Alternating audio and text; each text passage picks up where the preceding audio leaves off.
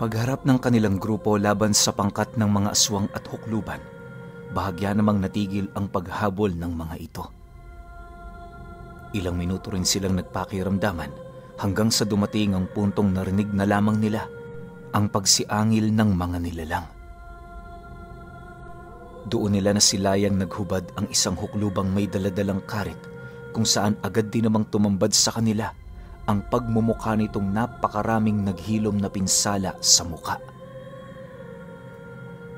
Sa unang tingin, inakala nilang pangkaraniwang tao ang nilalang na yon. Ngunit nang masipat nila ang mga braso nito, doon nila napansin ang pagiging kakaiba nito kung ikukumpara sa isang ordinaryong tao. Bukod kasi sa may mapuputla yung mga braso, kitang-kita rin nila ang mga matang nasa palad nito na animoy gumagalaw.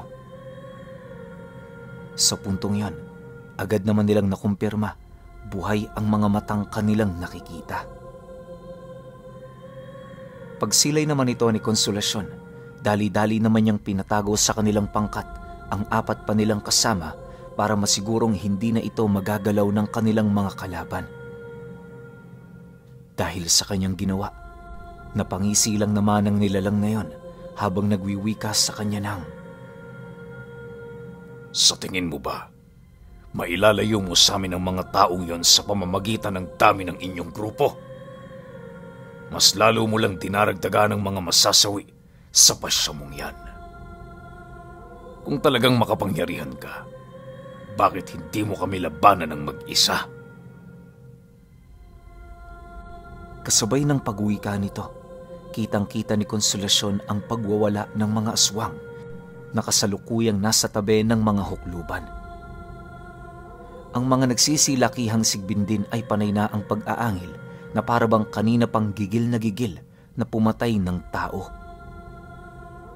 Nang marinig naman ni Konsolasyon ang sinabi nito, kalmado naman siyang sumagot doon ng, "Huwag mong mamaliitin ang aking mga kaibigan. Baka kagaya ka rin ng iba. Pagkatapos kaming hamakin, nagsisi sa kanilang mga binitawang salita." Dahil sa kanyang sinabi, hindi na nagdalawang isip pa na magbigay ng kautusan ang hukluban para sa kanilang mga kasamang kanina pang nagtitimpi.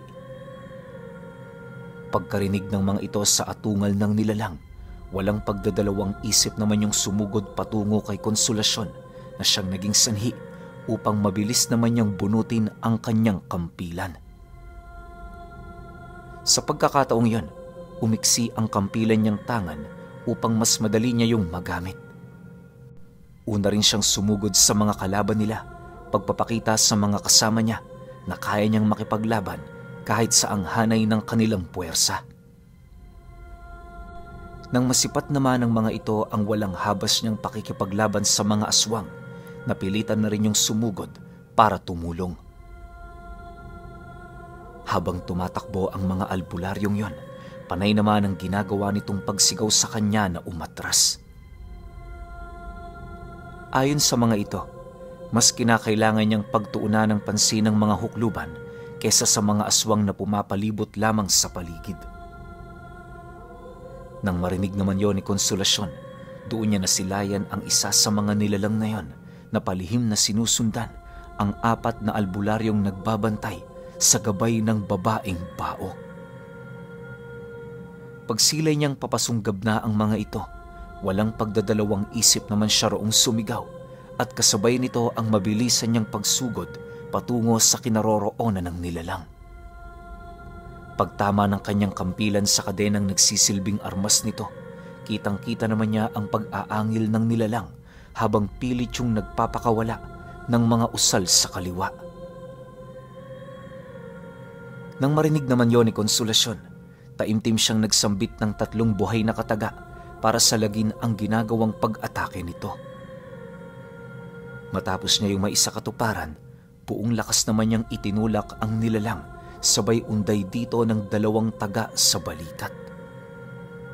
Paglapat ng talim ng kampilan sa katawan ng hukluban, mabilis naman yung umatras habang unti-unti yung binabalot ng itim na usok sa katawan nito. Sa pagpapatuloy ng ganoong pangyayari, nanatili namang nakaantabay si Konsolasyon sa mga albularyong nagdadala sa gabay ng babaeng bao. Makalipas pa ang ilang minutong pananakbo, narating na nga nila ang hangganan ng kanyang ginawang harang, kung saan ito naman ang naging hudyat sa kanyang mga kasama para umatras. Maya-maya pa, nang makabalik na ang mga ito sa kinaroroonan nila, pansamantala na namang naudlot ang paglalaban. Ayon sa panig ng mga hukluban, hindi pa roon magwawakas ang kanilang mga nasimulan. Bagaman maraming aswang sa hanay nila ang nalagas, hindi yun dahilan para sila'y panghinaan. Hanggat nabubuhay ang babaeng bao, magpapatuloy ang kanilang pakikibaka sa hanay ng mga albularyo. Pagkalahad ng hukluban sa mga detalyeng ito, agad naman yung nag-utos sa mga natitira nitong kasama na umatras na. Nang marinig naman ni Konsolasyon ang sinabi nito, agad naman silang pumasok sa loob ng kanilang teritoryo, hudyat ng pagtatapos ng labanan. Sa paglayo ng mga nilalang na yon, agad naman nilang nilapitan ang gabay ng babaeng bao para matingnan ang kalagayan nito. Nilapatan din nila ng lunas ang iilan sa mga kasama nilang labis na napinsala sa labanang yon upang hindi malagay sa alanganin ang mga buhay nito. Pagtungtong ng madaling araw, bakas sa pagmumukha niya ang labis na tuwa matapos niyang masipat ang gabay na anghel ng babae na dahan-dahan ang nakakabawi. Pag-upo nito mula sa kanyang kinararatayan, pilit naman yung nagsalita ng pasasalamat, pagpapakita ng kanyang utang na loob sa mga taong nagbuwis ng buhay, mailigtas lamang siya. Matapos itong mailahad ng gabay, nag-umpisa na yung magsalita ukol sa kanyang naging karanasan sa poder ng taong minsan niyang prinotektahan. Ayon sa gabay ng babaeng bao, nagsimula siyang makaranas ng labis na pagtitiis magmula noong iwinaksi ng babaeng yon ang Diyos nitong kinikilala. Bagaman tuluyan na yung tumalikod sa ama, ni minsan hindi niya pa rin yun iniwan. Lahat ay kanyang ginawa para lamang masigurong nasa maayos pa rin yung kalagayan. Araw at gabi rin siyang nakikipaglaban sa mga masasamang nilalang na nagtatangkang pumasok sa katawan nito. Pero sa kabila ng lahat ng kanyang sakripisyo, nanatili pa ring hindi nagbabago ang babaeng bao. Inakala niyang habang buhay niyang maipagtatanggol ang kalagayan nito, ngunit unti-unting napapansin ng gabay ang dahan-dahang pagkawala ng kanyang lakas at kakayahan. Hindi naglaon, nakasilay siya ng mga may itim na bahid ng kasamaan sa kanyang katawan na mabilis na kumalat sa kabuuan ng kanyang anyo. Pagbalot nito, lahat ng tinataglay niyang kapangyarihan bigla na lamang naglaho. Nag-umpisa na rin kumalas siya sa mundong nilikha ng babaeng bao na siyang naging sanhi upang maging tagasunod na lamang siya nito.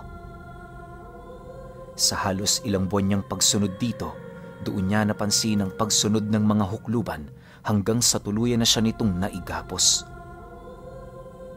Dagdag pa ng gabay na sinubukan niya ring makipaglaban sa mga nilalang na yon, subalit hindi na sapat ang tinatangan niyang kakayahan. Kung sana nagtitiwala lang siya sa ama, makakaya ko siyang iligtas sa mga demonyong yon. Hindi niya ako masisisi.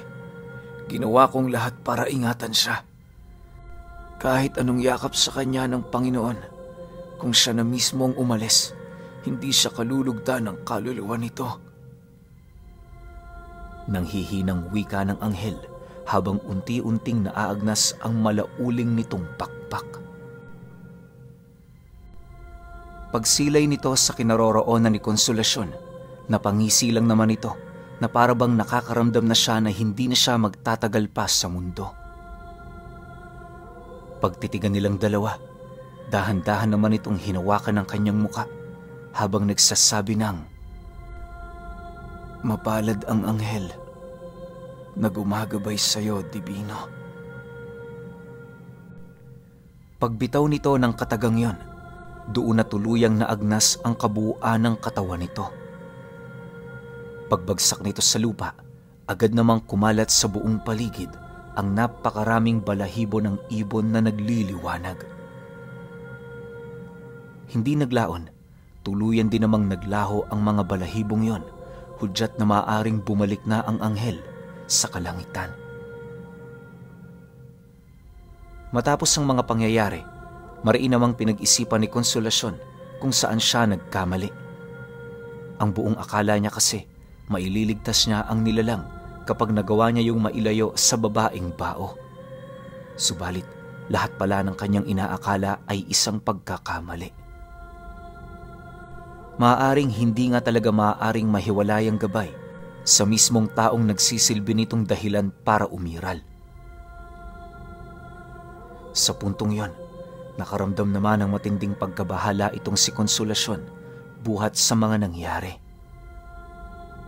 Alam niya sa kanyang sariling isang masamang pangitain ang pagkamatay ng gabay ng babae. Sa oras kasi na mawala ito, magkakaroon na ng kabuuang kontrol ang mga hukluban sa babaeng bao. Malakas din ang kanyang kutob na maaaring sinadya talaga ng mga nilalang na yon na patakasin ang mga kasama niyang albularyo sa nayong kinaroroonan ng mga ito.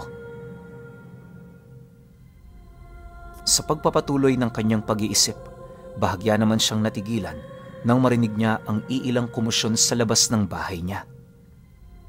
Pagdating niya sa entradang pinto, doon niya nasilayan ang mga albularyo na nagkakagulo. Nang masipat naman siya ng iilan sa mga ito, dali-dali naman yung lumapit habang nagwiwika sa kanya ng, "Ginang, yung 4 na inutusan nyo, bigla na lamang sinapian ng kung ano. Halina ho kayo, puntahan natin sila. Kanina pa namin sila ginagamot pero lahat ng aming kaalaman sa pagpapalayas ng sapi, nanatiling walang epekto rito." Nang marinig naman niya ang sinabi nito, agad naman nilang pinuntahan ang kinaroroonan ng 4. Pagpasok nila sa kubo, doon tumambad sa kanila ang mga albularyong pilit kumakawala sa mga lubid na nakapulupot sa kanilang mga katawan. Paulit-ulit na rin silang iniihipan ng mga tigalpo pero wala talaga yung epekto. Kumalma lamang ang mga taong yon noong inilapat ni Konsolasyon ang kanyang mga kamay sa ulo nito. Sa pagbalik ng katahimikan sa paligid, doon niya napagtanto na pawang mga kaluluwa ng demonyo ang nakasapi sa mga ito. Noong una, hindi pa siya roon makapaniwala pero nang makailang ulit na niyang pinakikiramdaman ang presensya ng 4 na albularyo, doon na niya nakumpirma na yon ay totoo. Dahil dito, nagdesisyon siyang ilahad sa kanyang mga kasama ang pagkamatay ng 4. Ayon sa kanya, kapag ang isang albularyo ay sinapian ng isang demonyo, paniguradong nasunog na ang kaluluwa nito. Wala na ring ibang paraan para mabawi pa ang kaluluwa ng mga taong yon sa kadahilan ng ibang-iba to sa pangkaraniwang sapi. Ayon kay Konsolasyon, merong 2 uri ng sapi. Ang isa ay ang madalas nating nakikita kung saan nangingibabaw sa orihinal na kaluluwa ng isang nilalang ang isa pang kaluluwang may taglay na kasamaan.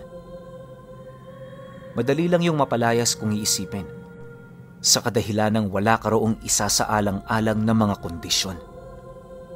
Subalit, sa estado ng mga albularyo, tuluyan ang inangkin ng lubos ang kanilang mga katawan. Yung mga kaluluwa nila, na ikalas na sa kanilang mga katawang lupa, kaya wala nang paraan para mabawi pa ito. Mapalayas man ni Konsolasyon ng mga demonyong yon, nasisiguro niyang mamamatay din ng 4. Dagdag pa niya na, ang tanging nagpapagalaw na lamang sa mga katawan nito ay ang mga kaluluwang kasalukuyang nakasapi rito.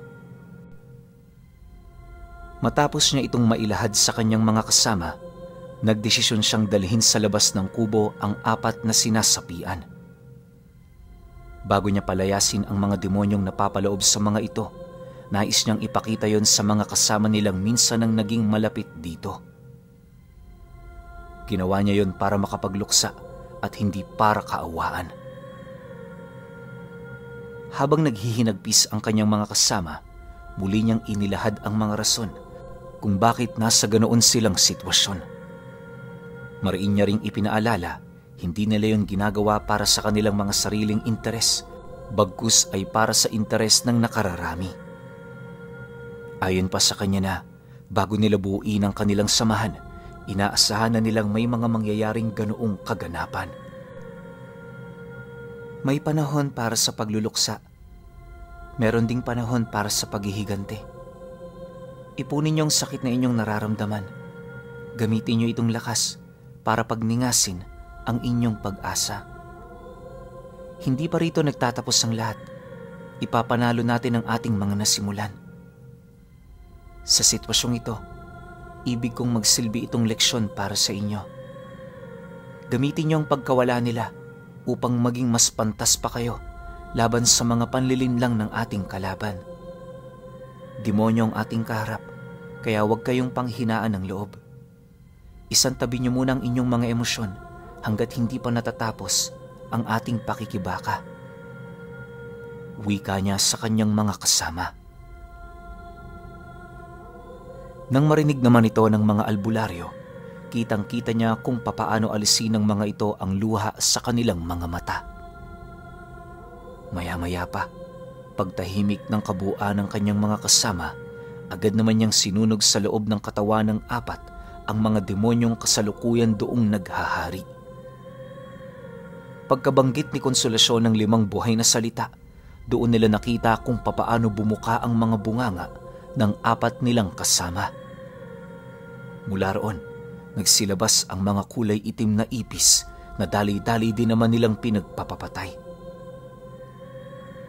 Makalipas pa ang ilang minuto, napansin na lamang nila ang pagkawala ng huling hininga ng 4 nilang kasama. Upang hindi na mas lalong magbigay yun sa kanila ng matinding sakit, nagdesisyon na silang ilibing ito bago pa man sumapit ang umaga. Sa pagkawala ng 4, meron mangilan-ngilan sa kanila ang nagpasya ng tumiwalag. Hindi sila tumiwalag dahil sa kawalan nila ng tiwala kay Konsolasyon, bagkus ay naramdaman nilang takot sa harap ng kamatayan. Hindi naman siya nagkulang sa pagpapayo sa mga ito, ngunit wala rin siyang magagawa kung naglaho na sa wisyo ng mga taong yon ang pananasa nilang lumaban. Naniniwala si Konsolasyon na ang mga albularyong nawala na ng kakayahang makipaglaban, mamamatay lamang sa digmaan kung pipilitin pa nilang lumaban. Sa loob ng 2 araw, tanging 7 albularyo na lamang ang natira sa ilalim ng kanyang puder. Nangako naman siya sa mga umalis na hindi niya yun kagagalitan ni kasusuklaman. Para sa kanya, ordinaryo lang ang mga ganoong gawain, lalo pat kung hindi buo ang iyong pananampalataya. Sa mga natirang kasama niya, labis naman siya roong sumaludo at nagbigay ng pasasalamat. Naniniwala siya na bagaman konti na lamang ang kanilang bilang, magwawagi pa rin sila sa digmaan. Kahit papaano, nagagalak din naman siya, buhat sa karamihan ng mga nagpaiwan ay purong mga binata. Isang araw, habang naglilibot sila Konsolasyon sa kanilang teritoryo, doon niya nakausap ang isang binatang albularyo na nagngangalang Uben. Kung hindi nagkakamali si Konsolasyon, nasa edad 25 pa lamang ito. Ginang Divino, bakit ho purong matatanda ang tumiwalag sa atin? Hindi ba nila nalalaman? Malapit nang lumubog ang kanilang buhay sa mundong ito. Anong silbi ng pag-iwas kung mamamatay lang din naman tayo? Wika ng binata sa kanya. Hayaan mo sila, Uben. Ang importante, tayong mga nakikibaka. Wala tayong magagawa kung ayaw na nila. Maaaring kaya sila tumiwalag dahil sa takot.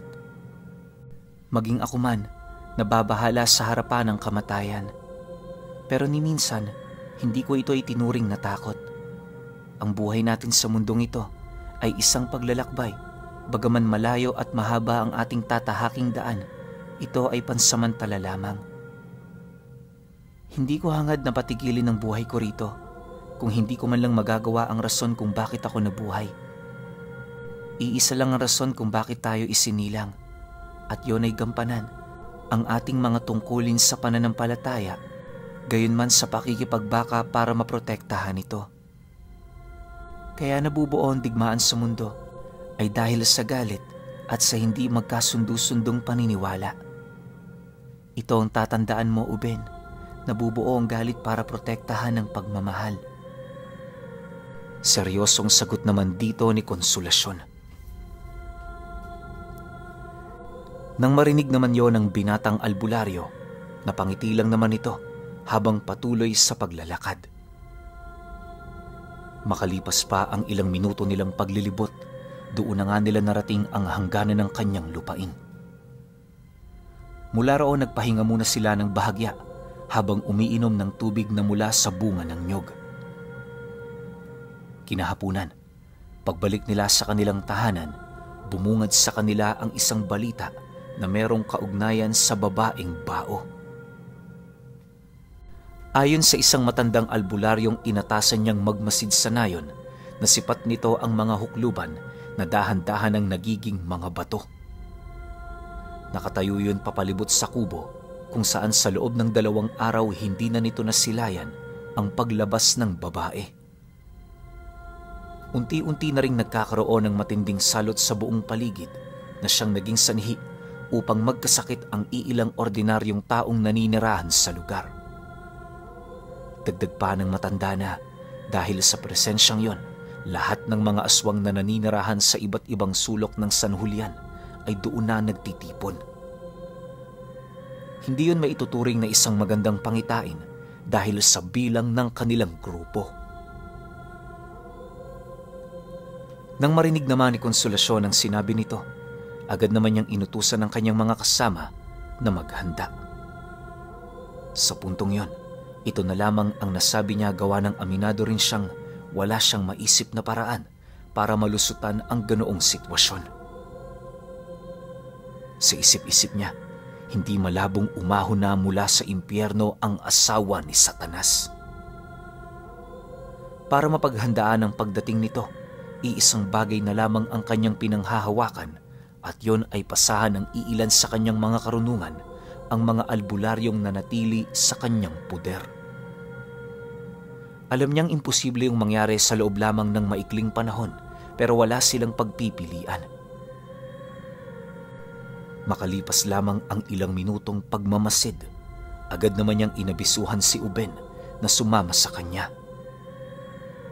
Pagpasok nila sa loob ng kubo, doon lumitaw ang maharlikang libon na siya namang ikinagulat ng binata. Ginang Divino, ano ho ang gagawin natin? Nagtatakang tanong nito. Isasama ka ng kaibigan ko patungo sa mundo nito. Mula roon, magsasanay ka ng ilang oras para sa iisang misyong ibibigay ko sa iyo. Humanda ka, mabilis ang pag-ikot ng oras sa mundong pupuntahan niyo. Ang 1 minuto roon, katumbas ng 10 oras. Gawin mo ang iyong makakaya para matutunan ng lahat ng ituturo niya. Maghihintay kami sa iyo rito, pagkaraan ng kalahating araw. Huwag kang mag-alala, oras lang ang mabilis sa lugar na yon. Yung katawang lupa mo, hindi yan magbabago. Sagot naman dito ni Konsolasyon.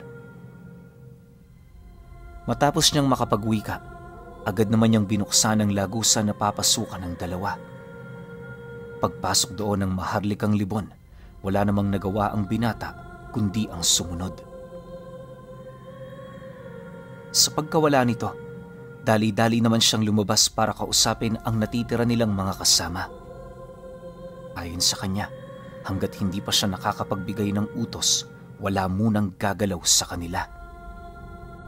Mariin niya rin niya yung pinaalalahanan, huwag lalabas sa harang na ginawa niya. Maaari kasing malawak na ang saklaw ng teritoryo ng mga nilalang na yon, kung kaya't hindi malabong sa labas ng domi ng kanilang lupain, marami na yun doong tagapagmasid. Dagdag pa ni Konsolasyon na sa puntong pumaloob sa katawan ng babaeng bao ang asawa ni Satanas, lalaganap ang presensya nito na siya namang makakaapekto sa mga baryong malapit sa lugar nila. Inihalin tulad ni Konsolasyon ang maaaring mangyari noong mga panahong kasalukuyang lumaganap ang panahon ng karimlan. Kapag nangyari ang ganoong bagay, magiging masama ang lahat ng taong naninirahan sa mundo. Hindi na rin magiging sibilisado ang mga ito dahil iwinala na sa kanilang mga wisyo ang kakayahan nilang magsagawa ng mga bagay-bagay para sa ikabubuti ng karamihan. Lalaganap din ang ilang araw na kadiliman sa buong mundo, hudyat ng nalalapit na katapusan nito. Okay, medyo nalalapit na tayo sa paghaharap ng dalawa, no? Eto ni Konsolasyon tsaka nung asawa ni Satanas. Pero hindi ko lang sigurado kung makakaahon nga ba talaga. Kasi parang alam na ni Konsolasyon yung mga gagawin niya. Parang yun nga yung kagaya na sinabi ko dun sa iba kong mga opinion. Yung pag-iisip ni Konsolasyon, parang sobrang advance. Yung mangyayari pa lang parang nakikita niya na, alam niya na yung solusyon.